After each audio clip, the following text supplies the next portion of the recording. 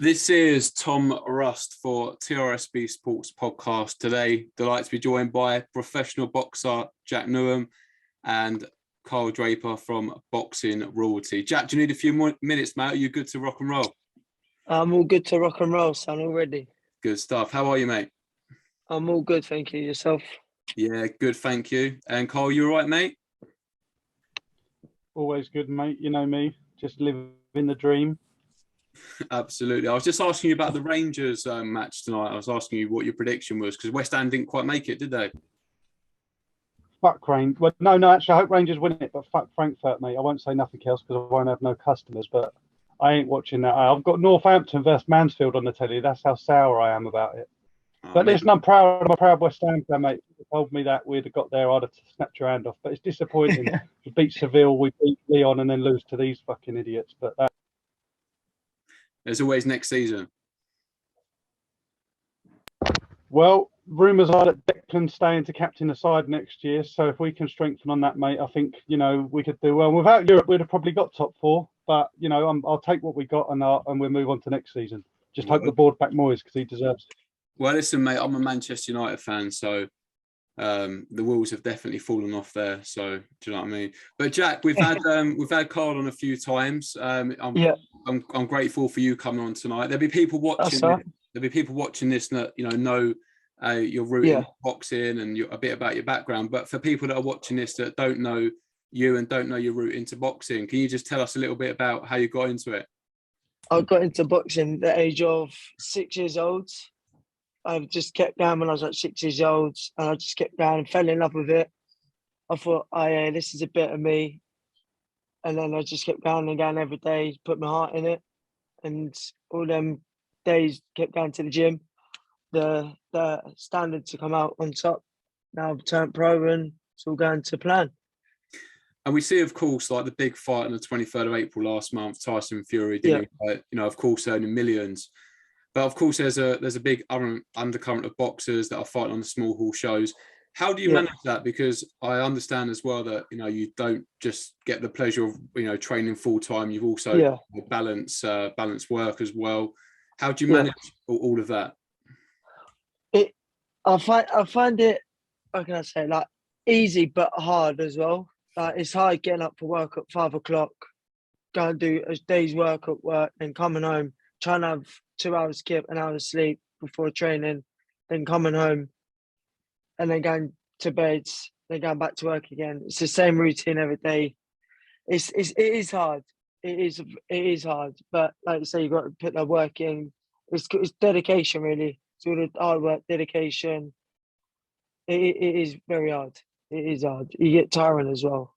And of course, you're only human, and you must have days where, I imagine sort of this time of year, it's probably easier to get up and do your runs and so on. Yeah. But when you're looking at the months of like December, January, and February, where it's cold outside, it's dark, it's raining, how do you stay motivated and dedicated? I just put all my fighting tunes on and say, right, I've got this. I know what I want. I'm going to go out there and chase what I want. That's how I do it. When I get out, I think, right, I want to achieve these goals, and I'm going to get out on that road and just go for it. Just go through the pain barrier. Do you sometimes as well think about what like your potential opponent is doing? Every time I go out and do my training thing, he's doing the same thing as me, putting in the work in, like the same really, just putting all the work in really, trying to train as hard as me, but I'm training twice as hard than he is. And how important are the sponsors to you? Because we often hear boxers always wanting to thank and shout out people that back them. Yeah. How important is that for you and has been to get you to where you are now? The sponsors, they do a lot for me. They help me out with just for the whole training camp. They help me out. They help me through training, through the tickets, through my meals, through the travel as well, and help me deploy my equipment, my shorts. Without them, I wouldn't be in a good position where I am now. And of course, I suppose you can't do it without your biggest fan, Mr. Draper. No. I saw him at York Hall when you was fighting that night. He was a nervous wreck. Little nervous wreck, mate. I'm the only one that's calm as a dodo. you're going in a ring with someone who wants to take your head off, and it's all the people around that are getting the nerves. But Cole, how do you know Jack? So it's quite weird because I think, well, I just randomly messaged him like I do most fighters, and I just said, like, look, I'm a merchandiser. If you need anything, let me know. And he come back to me and he was like, yeah, look, I'm fighting in March. I need some shirts. And I said, all right, cool, let's work, you know. So we literally just did the shirts, and I didn't really speak to him up until about a week before the fight. And, you know, I always drop the fighters a message and say, like, you know, how are you feeling? How are you doing? This, that, and the other. He said, you know, I'm ready. And I hadn't met him or his girlfriend, Molly, up until the night. And I walked into York Hall and, yeah, just literally just spoke to him as he was on the stage, as we saw when I met you as well. And since then, mate, it's, you know, it's a bit like the punk kid. We've become quite good friends. You know, we speak on a regular basis. Thing with Jack, mate, is they're both very similar. They're both binmen. They're both up at 4 o'clock in the morning. They're both out emptying bins and people screaming at them. But I've seen it. You know, I've been down to London with Jack Hughes, and I've seen him like walk into the gym, and they, you know, how can they be asked to do that? Like Jack just said, they're up at 4 o'clock. They sleep for an hour. With Jack Hughes, he don't get sleep, but Jack Newham, I'll tell you, if you see that boy walk in the gym, you would not think he's going to go and do a workout. He has a beanie over his head. He's dragging his bike across the boxing gym, and he's going, I'm fucking tired, mate. I'm fucking tired, mate. But then 10 minutes into skipping, the boy switches. And I'm telling you, if Jack keeps up with what he's doing, he's going to go far. He's young. He's hungry. He's got the right backing. And I mean it when I say it, and I'm not being biased, but Jack Newham could go far in this sport. Appreciate it. I was going to ask you that. You know, obviously you've seen him up close and personal fighting, and you know your boxing. You know, if I've ever got a question, you're sort of my go-to person about the sport. So you believe he can go? Well, how far can he go in the sport, in your opinion? I think obviously you'll speak to Jack in this interview about, you know, things that have happened in the past, but I think Jack's now at a weight where he's comfortable, you know, and Jack does have not doubts in his mind, but, you know, he struggled at weight in previous fights. You know, I think that still plays in the back of Jack's mind at the moment. But when he clears them demons and he knows that he's healthy at the weight he's at, he can stroll through camp. You know, I think he said he was 3 kilos out of weight, and he's still got a month till the fight night. I've seen him on the pads. You know, I speak to his trainer regularly. He's got power. He can move. He's strong in the ring. I think just take it one fight at a time. You know, this he's got a fight in June. I think this time next year he should be aiming for a Southern Area shot early next year, definitely. But I think, you know, let's stay level-headed at the minute, aim for a British. But who knows? And Jack, when you know Cole talks about mindset and maybe sometimes self-doubt creeping in, is that one of the reasons why you train the way you do, and you know you are so dedicated? So come fight night, it's almost like no stone has you know been left unturned. Yeah, so when it comes to fight night, I'm like relaxed. I think, right, I've been getting up early hours in the morning to go work, to go training, and then when I'm in that fight mode, this is nothing to me. Like, I'm gonna go in there, do what I've been doing early hours in the morning, getting up for work, going to training, and just been putting that extra work in. So when it comes to fight night, it's just nothing to me now. It's just like let's go.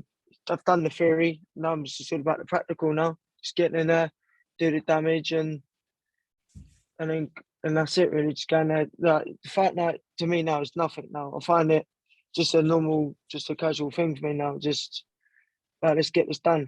Let's do my real job and get it done. And if you do get any self-doubt creep in, how do you do that? How do you deal with that story and overcome it? I try and stay focused and try and keep myself focused, try and keep in the zone.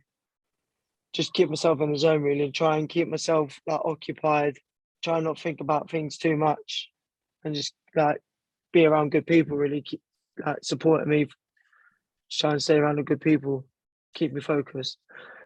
And we often hear as well, Eddie Hearn talks about it a lot, about how boxing saves lives. How much have you seen that personally, been around the gyms? Since boxing has saved everyone's lives, to be fair. It's kept me out of the streets, kept me away from like bad people, like wrong people, and it's just kept me in a good set of mind frame.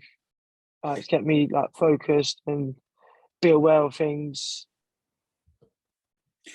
And looking at boxing, you know, over the last few months, there has been a few questionable decisions. You know, you've only got to look at Jack Catterall Josh Taylor a little while ago now. Well, it seems like a lifetime ago now. Yeah.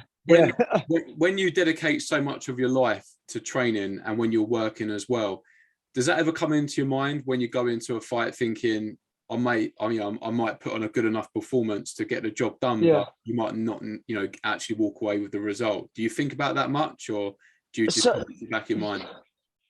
Yeah, I think when you look at judging like that, I think it puts like the younger boys like on the edge of thinking, like, I'm gonna put all this work in. Is that gonna happen to me or is it not? I still think, like, is it gonna happen to me one day, or is it not? Like, it's just like a chance you've got to take, and you've just got to go in there and put. Even if you walk away, you think, you know what, I boxed out my skin.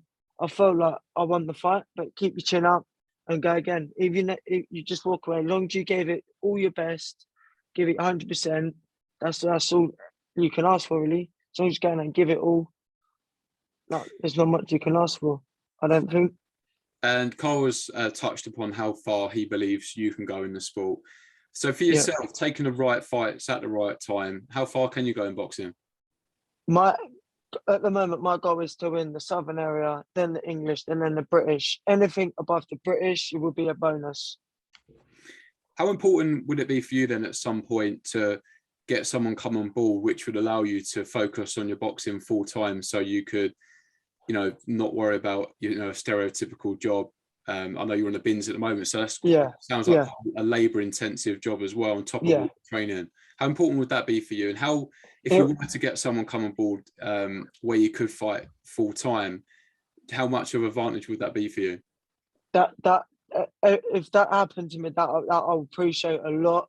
That would just make my dream come true. That's all I wanted to do, is literally forget work, just concentrate on my boxing full time. And of course, we know come fight night, you're the only man who goes in the ring and faces your opponent. But I imagine there's a lot of people around you, your missus as well, that makes it possible.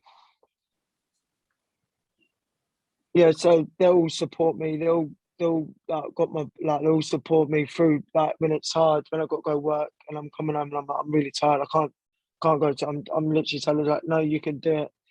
Like, get yourself up and go for it. As soon as you get there, you'll be all right. Like, don't put yourself down because you're tired. Just get up and go for it. And looking at your division as well, mate, welterweight, absolutely on fire at the moment. Such a great division. I know at the moment, sort of one step at a time for you naturally. Yeah. But, a couple of fights down the line, have you got your eye on anyone that you'd like to get in the ring with at some point? Like I said, I'll fight anyone. And even if I've got guys an away fighter and he's 120, I'll go as a away fighter. I ain't one of those geezers call people out.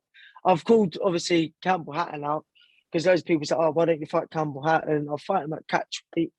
But obviously, on paper, he should beat me, really. But on my game, I don't think he'll beat me. What would be your prediction if you was to fight Campbell Hatton?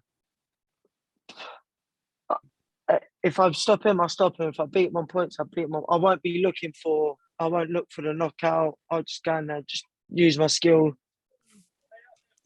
But in your mind, you beat Campbell Hatton if you was to fight? Yeah, skill-wise. I'm not disrespecting. Like, I think he's a good fighter and whatnot. But I think if I'm on my game plan and stick to the game plan, I think I could outbox him with skill. With the amateur pedigree and whatnot. He's got all the full time. On paper, he should beat me on paper, but on my game plan, I don't think he can beat me. Cole, perfect time to bring you back in. What happens if that fight was to happen, in your opinion? It's hard to say, because look, Campbell Hatton at the start of his career, he didn't look great, but I did feel sorry for him because he was being thrown into these fights on these massive shows. But just how good is he? You don't know. And for someone like Jack if Jack got that opportunity, it's like saying if Jack Hughes fought Sonny Edwards. Do you know what I mean? Like, obviously it's a massive difference, but you come forward in that fight. So look, I would love to see it because look, we all know Jack's got a personality. He don't give a shit. Do you know what I mean? So he would give it to Campbell Hatton in that build-up. And I think, look, who knows? Do you know what I mean? Like, at a catch weight, you never know what could happen. And if Campbell come down and fought at York Hall, mate, I think it'd be very interesting. Unlikely, but interesting. And all being well, Jack keeps on winning and goes in the direction that he wants to go in a few fights' time. Who would you like to see him jump in, at welterweight? I mean, there's a few people around the weight, isn't there?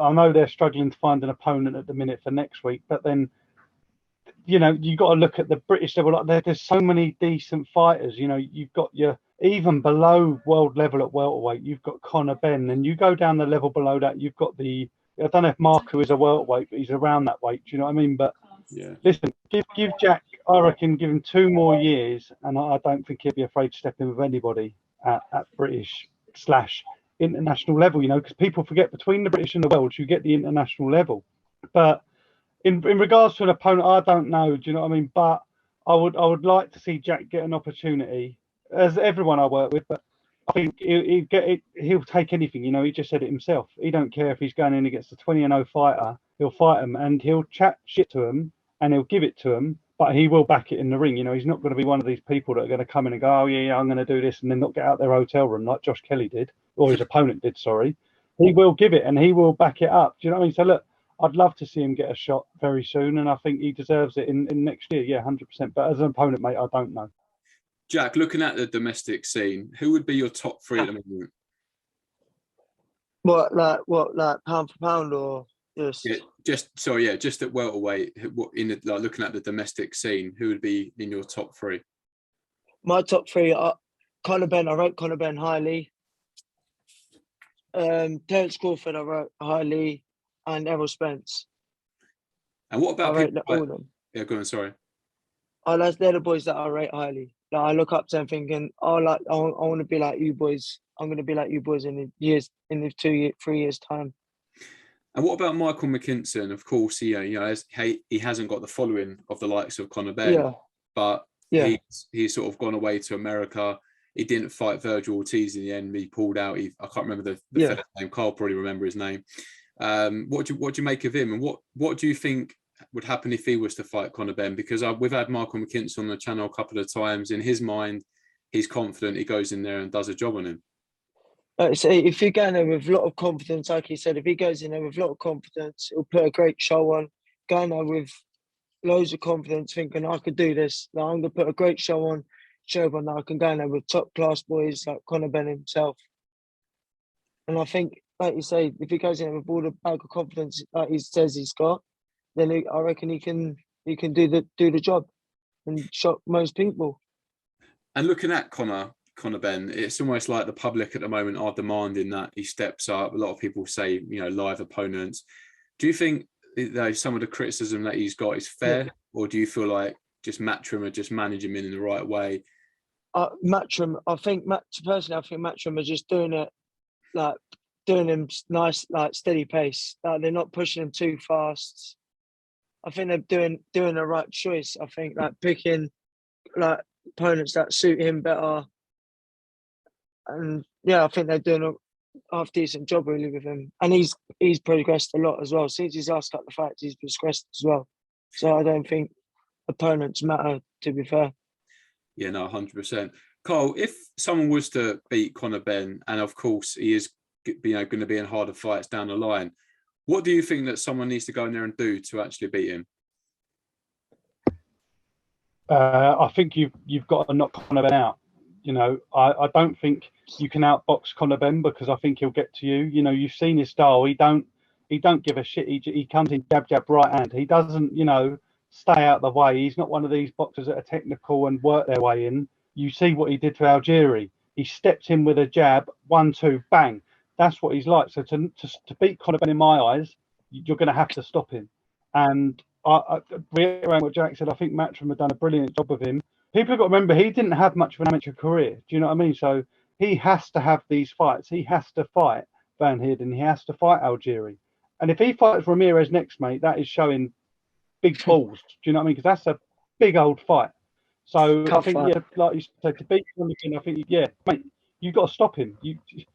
Conor Benn is, I think he's very underrated, and I think like if you don't put him down, you're getting put down. And I think this might be controversial. I haven't said this yet, but I think he is going to be as big as AJ. I'm telling you. I think for me personally, you touched on he didn't have a huge amateur background, and for who he is and who his dad is and what he did in the sport, he doesn't need to box. He could do anything and earn money. But of course, he puts himself through it. Obviously, Jack knows better than most people what it takes to get in the ring and fight. But going back to McKinson and Kyle, if they were to get it on, how do you think Conor Benn would deal with a tricky southpaw? See, I don't mind Michael McKinson, but I think I don't see anyone beating Conor Benn, and I think this might be controversial, but I think there's only two people in that division that beat Conor Benn at the minute, and that's Errol Spence and Terence Crawford. I don't think there is anyone else, and that's just because I think he's not that good, but he's got that style that he'll cause people problems. I don't see him causing Crawford because Crawford's so rangy, he'll just catch him with the jab coming in. But mate, I think Conor Benn beat McKinson. I've got nothing against McKinson, but I just think McKinson's a better boxer, but I think Conor Benn will stop McKinson. And I don't think that fight will happen anyway. But if it did, yeah. No, that's right, mate. Don't worry. We know you love everyone. It's fine, mate. And Jack, looking at Florian Marku, what do you make of him? I know he's got a huge following from Albania King. Yeah. But forgetting about his following, what do you make of him, and how good do you think he actually is? I've only seen him only a couple of times. I saw him once at obviously the Goodwin show when he was at Goodwin, and then obviously a couple of times on the TV. I think he needs to step up now, because the boys that he's not been able to the opponents, I don't think they're on his level. Like, he should be on their level now. Where he's got the WBO he's got in there. Is it the WBO? Carl, he's probably a better person to ask than me about that. Who was that? Sorry, who did you ask? For Marku. It is the WBO, isn't it? The red one. Yeah, IBF International. Oh yeah, IBF. Sorry, There you go. IBF. Yeah, I think he needs to step up an opponent now. Because he wants to fight. He wants to fight Conor Benn, doesn't he? I heard they wanted to fight Conor Benn at one point. What did you make of his last performance against Chris Jenkins? Because Chris Jenkins was in the fight. He looked really good. Yeah. He was boxing well. Of course, it's boxing. One shot changed the outcome. But Yeah, up of course. until that point, he was in the fight. What did you make of the last fight? Do you think he's put in a good enough performance to sort of warrant a step up? Personally, I don't. I think he should step up a bit. Like, now he should step up. Now he's got a title under his belt. I think he should step up a bit now, instead of not move down, but step up with opponents and test himself and see where he actually is. And I think technically, he's a strong lad. He's a very tough lad. Technically, I don't think he's boxing. He ain't technically great, but he's a tough lad. Strong kid. 100%. Now, of course, we know that he left Matchroom because at Matchroom 147, Conor Benn, he's gone over to Sky. What do you make of the landscape at the moment? Because of course, like, for boxing fans, it feels like sort of a sport for choice at the moment. You've got Eddie Hearn working with DAZN, BT, and Frank Warren, and obviously put on a huge event last month. Sky Boxer. If one of those was to come to you at the moment, like, offering you the same contract across all platforms, where would you want to be? Oh, well, like you say, everywhere you go, you're just going to be a number. Like, you need to go somewhere where you feel like you'll be able to get shows. For publicity, I reckon DAZN, for your publicity, and put yourself out there for DAZN. DAZN, I reckon, DAZN, for your publicity, and because Eddie Hearn will get you out there, put you everywhere. Twitter and whatnot, DAZN really, because you go to America, all over the country, really. Yeah, no, of course, his personal profile is huge.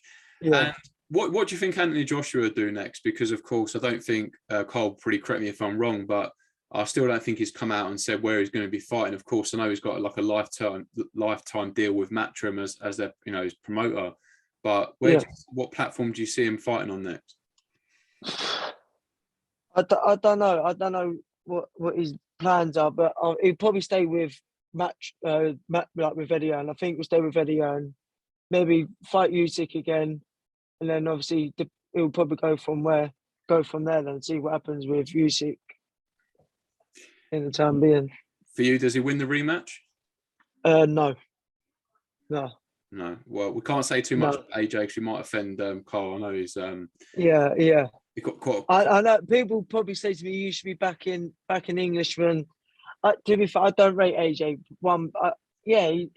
He's done well for himself. Won the Olympic.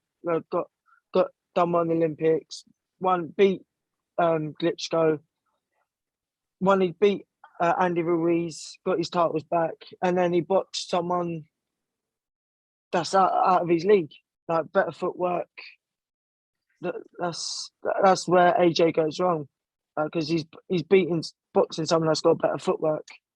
He's got speed, footwork that gets him out of trouble. Ain't gonna be standing in his face all night. He's gonna be using angles. That's what AJ gets wrong. That's what AJ gets found out, because he ain't quick on his feet like Usyk and these other boys. Yeah, mate, it's definitely going to be a tough fight for him, and I think a lot of eyeballs as well, a lot of pressure. There's questions about, has he been the same fighter since the Ruiz defeat? It's almost like sometimes he questions his own sort of tactics, and he's been on the canvas a lot, in the last few fights. So everyone says he's got to go in and just sort of use his power, but probably easier said than done. But I was going to ask you, Carl, did you get those posters that you ordered? What, of AJ on my wall? Yeah, I know you said you were waiting for I've just got the signed glove at the minute in like a nice gold frame. The only posters I've actually got on my wall, and I'm not afraid to admit this, are the Mark Little ones from when we did his advertisement from the fight. But I've actually got a Mark Little poster, but no AJ's, not yet. I'll get one of you though, Tom. That can be above my bed on the ceiling. Yeah, mate. Listen. When I work on my beach body, mate, I'll get a nice pair of tight speedos on, and I'll send you. No worries about that. But Carl, where do you think AJ will fight? Because of course, I know that he's going to be a Eddie Hearn as his promoter for the duration, but is he going to stay with Sky? Because how is that going to work? Is Eddie Hearn going to rock up and be with Adam Smith, or are Sky going to put on the fight, and are they going to maybe let DAZN have it as well to broadcast it around the world? What do you think will happen with that? I think it's pretty much confirmed that he's going to be managed by 258. His promoter's going to be Matchroom. In America, his fight's going to be broadcasted on DAZN, so they're going to have to pay about 80 quid to watch him fight. But in England, Britain, it's going to be on Sky Sports. I think that's pretty much guaranteed now. I think it's done. I think I just watched the interview of Eddie Hearn, and he said that it looks like he's going to stay with Sky. And for all these people, i.e. Newham, Hughes, that chat shit about AJ, he's loyal. Do you know what I mean? He could DAZN would have offered him thousands more to go and fight just on their platform, but he's stuck with Sky Sports, and long live King AJ. Well, the thing is, mate, utility bills are going up, so you wouldn't blame him if he did go to DAZN for an extra few quid, because I imagine it's pretty tough for him financially. Yeah, I bet he's struggling to pay his monthly council tax on his house down Watford Avenue or wherever it is. And Jack, I know that obviously you can't forget it, but I want to cast your mind back to the 23rd of April, Tyson Fury at Wembley in front of 94,000 people. Massive sporting event, not just a massive event in boxing, in my opinion. What do you make of the fight? And if Tyson Fury decides to come back, which a lot of people anticipate he will, can you see him beating him? That's a 50-50. I'm going to have the over 50-50 on that one. They both got fast feet, both got fast hands. He moves well for he moves for a big lad. 6'9". He moves like a middleweight or lighter weight. He moves quick on his feet, fast hands, good movement. Usyk, same thing, fast in his feet. He's got the angles. Yeah, I can see that being a 50-50 fight. And what fighters do you particularly like to follow? Obviously, with social media now, we get a bit of an insight of of what they're doing. Yeah. Tyson Fury on the yacht at the moment, loving life. Yeah, I know. With old Big John Fury as well, running along the beach. What fighters do you like in and out of the ring? I like Vladimir Lomachenko, Terence Crawford, Conor Benn, Errol Spence. I like Tyson Fury. They're the ones I look at really because I like what they do, especially Lomachenko with his feet and Errol Spence with their hands. All them boys really. They that's what I look up to. I take bits of them. I watch them all the time on YouTube, especially Lomachenko. That's the main one I watch really. And for people, again, as I mentioned earlier, that don't know you personally or may not have seen you fight, I know you've got a fight coming up very soon at York Hall. What should they expect when they see you fight? A lot of improvement since obviously I've had upsets in my previous fights before my last one. But since that I've forgotten about them. Now I've got a new trainer, Ricky Evans, who's my new trainer now. I've known him since I was 6 years old, so he knows me back of my hand. You're gonna expect fireworks from me now. None of this tippy tappy. You're gonna see aggression, a little lion now, a little big bear coming at you, non-stop aggression. Are you looking for the knockouts then now? No, I don't look for them. If they come, they come. But if they don't, they don't. So let's just go in there and just look for it. Just go in there, use my boxing. If I knock them out, bonus, lovely. And I won't go in there and look for it.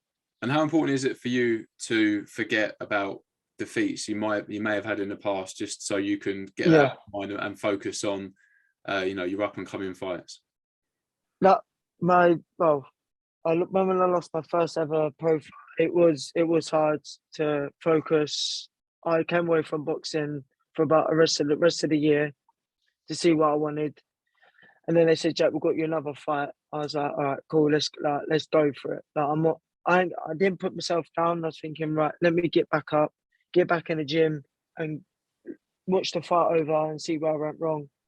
And then I went in the gym and learned from that mistake, and that was it. Since I've learned my mistake, I've came on a better boxer. And it sounds like quite an obvious question, but if people want to come and see you fight, is it just to message you on Instagram? What's the best way to get? Message me through Instagram or Facebook. So my Instagram is Jack Newham Boxing, or my Facebook is Jack Newham. And just before we let you go, just want to get your prediction and Carl's in a moment as well on the highly anticipated rematch between someone like very well, Jack Hughes, and Mr. Paul Roberts. How do you see the rematch going, mate? I see the rematch. Jack. I've always supported Jack from day one since he turned pro. I've known him for ages now, so all Jack's got to do is go on the front foot, put the pressure on him, and just hold that centre. Don't let Paul try and push him back. Jack's just got to hold that centre, use his skill, use his speed, and hold that centre and put Paul on the back foot. And Carl? I agree with everything Jack said. The last fight was obviously smeared by the cut, and Jack couldn't see for 8 rounds in the fight. But Jack can take a punch. Jack's strong. He's fit, and I just think if he can get Paul and keep Paul on them ropes, he'll stop Paul. I think it showed when they were in the middle of the ring because Jack couldn't see. He struggled, but when Jack was pushing Paul back, Paul didn't know what to do. Jack caught some big shots, and I'm telling you, if Jack started in the gym now, and if Jack can get Paul, I'm telling you, knock him out within 5 rounds this time.